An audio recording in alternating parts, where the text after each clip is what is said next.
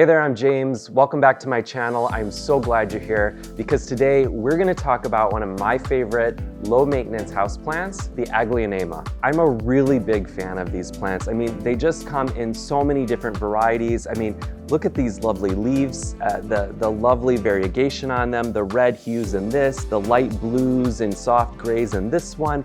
I mean, the foliage, the options, the choices, there's just so many out there and they really require so little from you in order to be strong and happy and to thrive in your home or office. So I'm a big fan. Let's dive right in and talk about the natural history of these gorgeous Aglaonema plants. Where do they come from and what does that tell us about how to grow these plants inside our own home?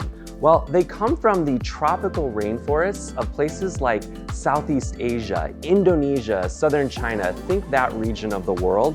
And because they come from the tropical rainforests, and specifically the forest floor of the tropical rainforest, we know that these plants, or we can assume that these plants are pretty hardy when it comes to their light tolerance, that they can tolerate lower light conditions, that they like lots of moisture, they like well-draining soil, because those are the attributes of this particular forest environment from which these plants come. So with that information, we can use that to make certain assumptions about how best to grow them inside our home. So let's talk a little bit more about the light needs of this plant, because this is one of my favorite attributes of the Aglaonema plant. The light needs, I would say, in an ideal world, are bright and direct, like most tropical houseplants. However, in reality, the Aglaonema is really tolerant of lower light conditions. So I would say that these plants are most famous for being office plants. Why? Well, because offices typically don't get a whole lot of natural light. The primary light source for a lot of office plants are those really harsh fluorescent overhead lights. So these plants do tolerate or work really well with just grow lights. If that's all you have is a dark corner of your home and a little bit of supplemental grow lighting, these plants are perfect for those conditions.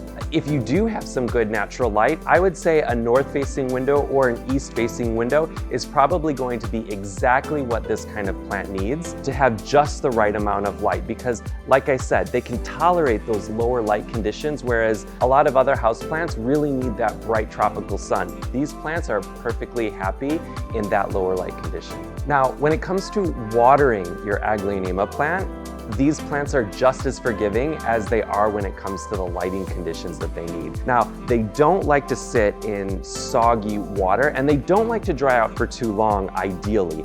However, if you go away on vacation or if you have them in your office and you go away for an extended period of time, maybe you have to travel a little bit for work or you're going on vacation from your work and you're not going to your office, you leave them with an office mate and they forget to water them, these plants are probably going to be one of the best at forgiving you for that oversight and that neglect. So even though they do like consistently moist, well-draining soil so that those roots are consistently moist and not overly soggy or overly dry, they will definitely forgive you if you forget about them. Just try not to forget about them for too long. So let's talk a little bit more about the soil mix. What's the ideal soil mix that you want to use for an Aglaonema? Now, I'll be honest with you, your typical big box store bagged soil mix may do just fine with these plants. Now, I never like to recommend that because every brand of soil mix, every big box store is going to have a slightly different recipe.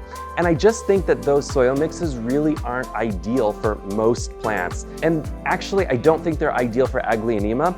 That being said, your Aglaonema will probably survive in those mixes, whereas a lot of other houseplants will not. So if that's all you're going to do and you're not going to lean into a custom blended soil mix, then this is probably a really good, smart houseplant choice for you to make. Having said that, I would always like to recommend my custom blended aeroid soil mix recipe.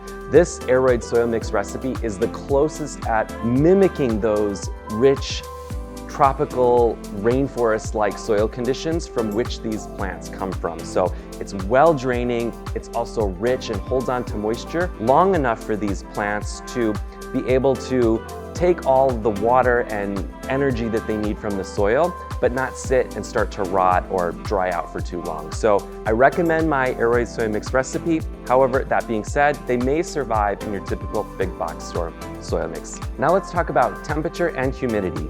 These plants are really happy in average temperatures, like think 65 to 80 degrees Fahrenheit. So most home and office environments are going to be just fine in terms of temperature for these plants. If you do like to move them out to your deck or a sunroom during the summer season, then I would encourage you to try to keep that temperature as regulated as possible, because they won't tolerate sort of freezing temperatures. They are tropical houseplants after all.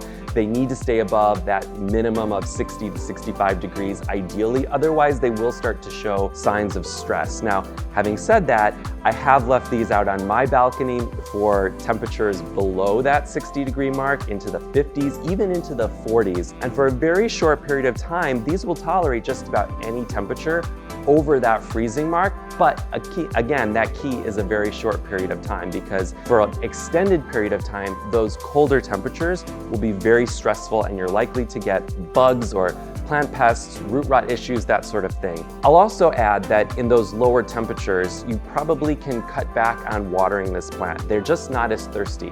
Like us, their metabolism slows down a little bit. They're not as hungry for nutrients or water. They're not as thirsty, right? So in those cooler temperatures, cut back on watering. In those warmer temperatures, make sure you're a little bit more giving with your water for these plants. When it comes to humidity, typical household humidity is fine, of course, because they are from the tropics. They would love it if you were to give them a little bit of extra humidity boost, but anything 30, 40, 50% in a typical house or office environment is going to be just fine when it comes to humidity for these plants. Fertilizing your Aglaonema. When it comes to fertilizing, I will say this is one of those houseplants where it is possible to over-fertilize. Now, these are, if you haven't already picked up on it, really robust, hardy, strong plants that don't really require a lot from you. They really kind of just want to be left alone in front of a moderate, decently lit window, watered every once in a while, and then just, they'll be fine, they'll be happy. So I would probably not fertilize. If you're going to err on the side of over or under fertilizing, definitely err on the side of under fertilizing this plant. If you do want to fertilize it, make sure your plant is actively growing. Like a lot of house plants, this is the best time to fertilize. Pet safety. Are Aglaonema plants pet safe? Well, no, they're not. So unfortunately, you want to keep these plants out of the way of any pets, cats or dogs that like to chew on them. It's going to upset their stomach and probably make them pretty sick. Let's just do a quick rundown of my top tips for caring for your Aglaonema. Lighting. While Aglaonema plants are low light tolerant, they require medium to bright indirect light for better growth. So just avoid direct afternoon sun. Watering. While this plant is hardy, keep the soil evenly moist and don't let it dry out completely too long or too often. Soil. Use a soil mix that retains moisture with additional ingredients such as orchid bark or perlite to allow for better drainage, but generally they're not very fussy. Temperature and humidity. Maintain temperatures between 65 to 80 degrees Fahrenheit, ideally, and moderate humidity levels for optimal growth, but again, these aren't very fussy plants when it comes to temperature and humidity either. Fertilizer. Use a balanced liquid fertilizer and dilute at half strength at least, or more, to promote lush foliage, and you may even choose not to fertilize this plant at all. Pet safety. All Aglaonema are toxic to pets, so they should be kept out of reach. And that's it. Those are my top tips for caring for your Aglaonema plants. If you haven't yet tried one of these and you're looking for a plant to get started, to start your collection, and you're a little bit worried about some of the more fussy plants or messing up and killing them, these are probably one of the best plants for a new plant parent to start out with. See you next time. Thanks.